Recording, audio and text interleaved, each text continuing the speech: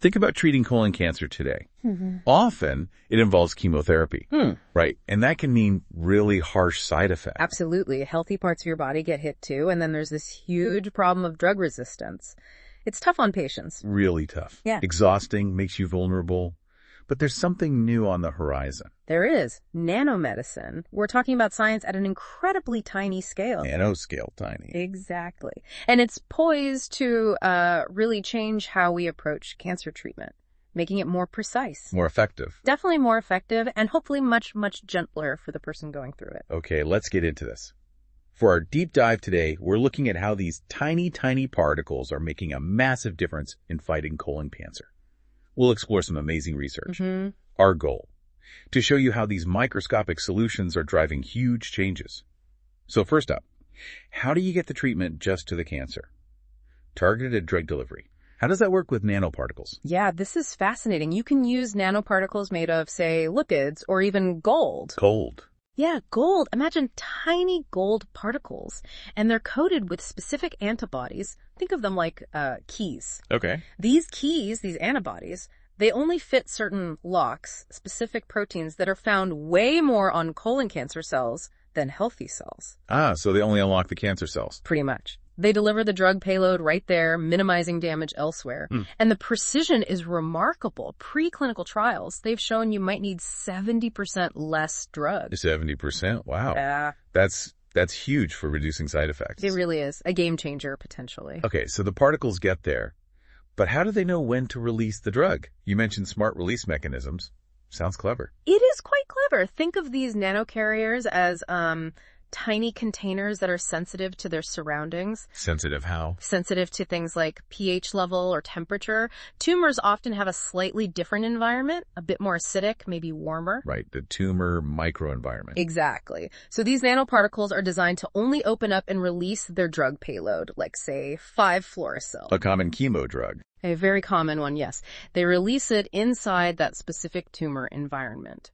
This boosts the drug's power right where you need it, spares healthy organs, and this is crucial, can help overcome drug resistance. Overcoming resistance is a massive hurdle. Okay, this next one sounds like pure science fiction. Theranostics. Diagnosis and therapy in one. It sounds futuristic, but it's happening.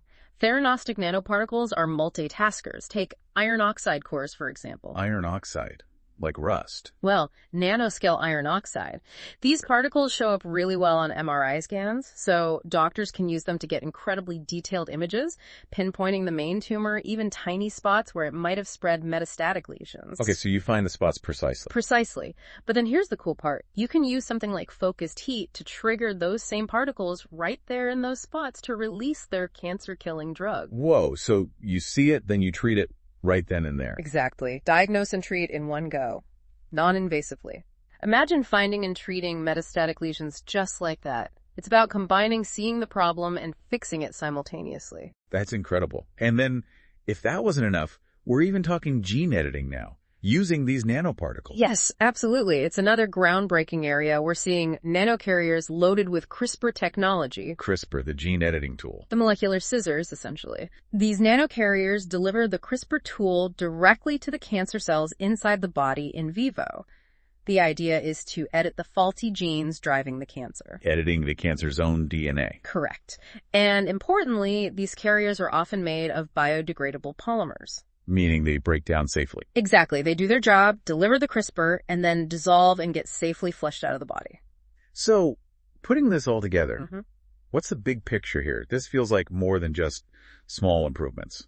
Oh, definitely. You're right. We're not just tweaking old methods. This feels like the start of a truly hopeful, patient-focused era in cancer care. Patient-focused. Yeah.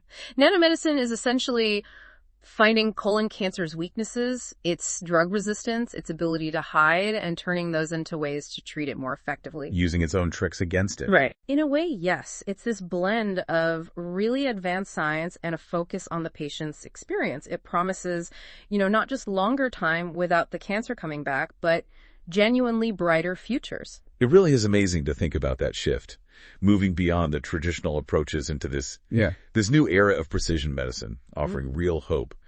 But as we look ahead to this future with potentially longer remissions thanks to nanomedicine, It does raise some questions, doesn't it? Mm-hmm. It does. So, something for you, our listener, to think about.